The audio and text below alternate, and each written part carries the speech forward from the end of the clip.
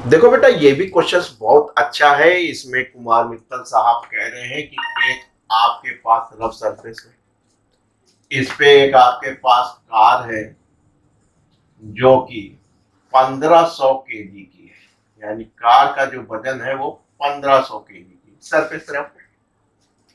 कह लगे एक इंजन है जो इसको एक कांस्टेंट वेलोसिटी 5 मीटर पर सेकंड से खींच रहा है। एक इंजन है जो इसको 5 मीटर पर सेकंड की वेलोसिटी से खींच रहा है। इसका मतलब क्या है? वेलोसिटी कांस्टेंट तो एक्सेलरेशन जीरो है राइट? तो कितना फोर्स लगाना पड़ेगा उसके लिए कह रहे हैं कि साहब जो इसमें फ्रिक्शनल फोर्स लग रहा है, जाहिर सी बात है opposite to the direction of motion लगेगा, वो है 500 न्यूटन।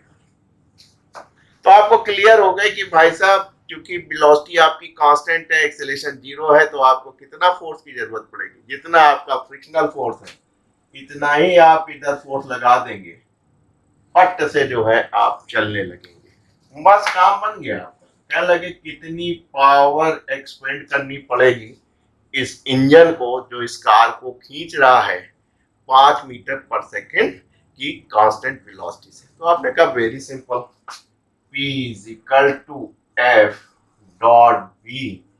दोनों की डायरेक्शन सेम है तो कॉस 0 डिग्री, ये बराबर इसके होगा क्योंकि वेलोसिटी कांस्टेंट है, एक्सीलरेशन नहीं है, तो अप्लाइड फोर्स के बराबर ही आपको लगाना पड़ेगा फ्रिक्शनल फोर्स, और ये अपना दौड़ने लगेगा।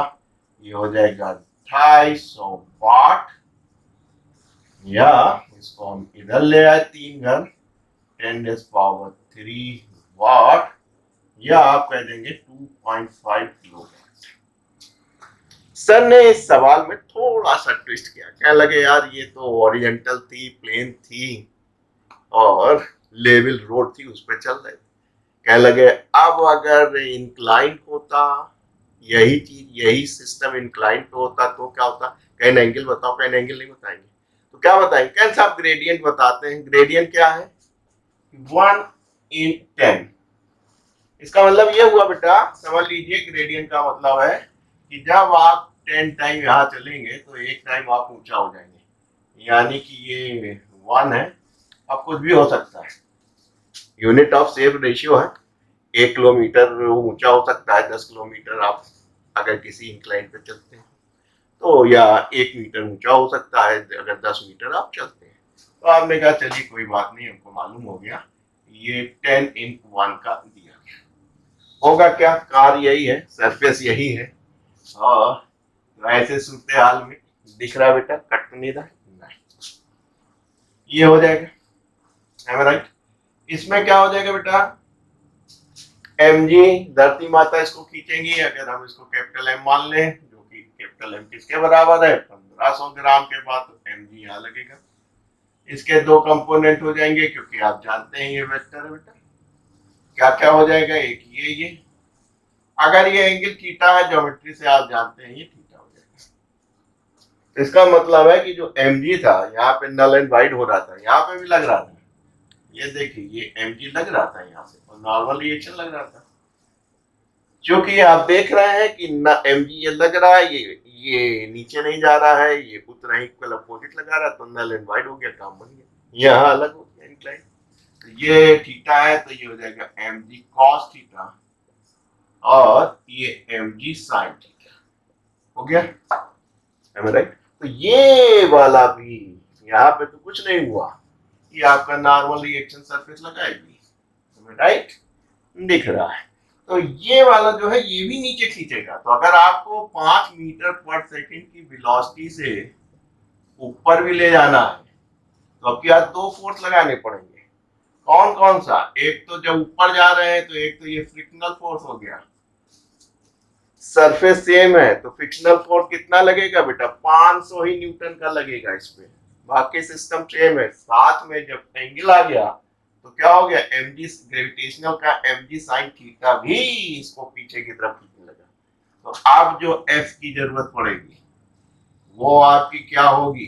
एक तो M G sine theta plus ये फ्रिक्शनल फोर्स, राइट?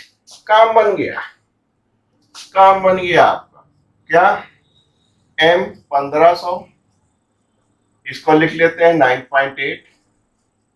ये थीटा, ये आपका क्या है बेटा, ये बेस है, ये परपेंडिकुलर है, ये हाइपोटेन्यूज है, तो परपेंडिकुलर अपॉन हाइपोटेन्यूज, और ये 500 न्यूटन का तो है ही है। काम बन गया। इसको इसको कर लीजिए, इसको इसको कर लीजिए।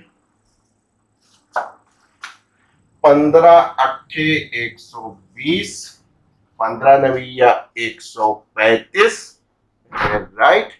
135 में 12 जोड़ दीजिए तो आपको मिल जाएगा 1470। फिर से एक बार चेक कर लें, कैलकुलेटर जी थोड़ी मदद कर लीजिए ताकि हम जल्दी से काम कर लें। 1400 प्लस 500 जोड़ दीजिए, तो आपने कहा 002, नहीं भाई, ये 7 हो गया, ये 9 हो गया।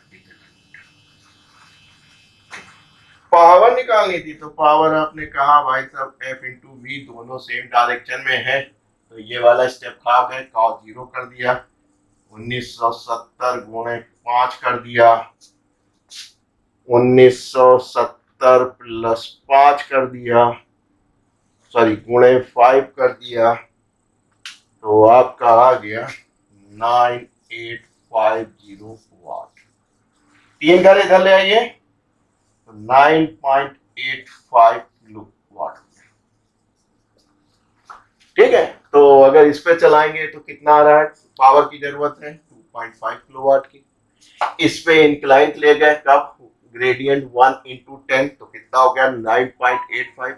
आपको चाहिए कितना, आपको एक्स्ट्रा, यानी कि एक्स्ट्रा पावर कितनी लगी।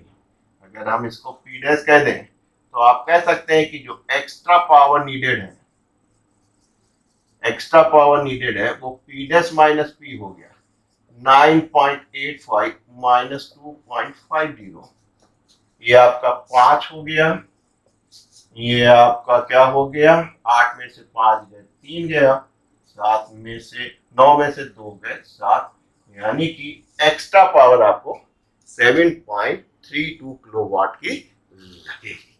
क्लियर? Thank you.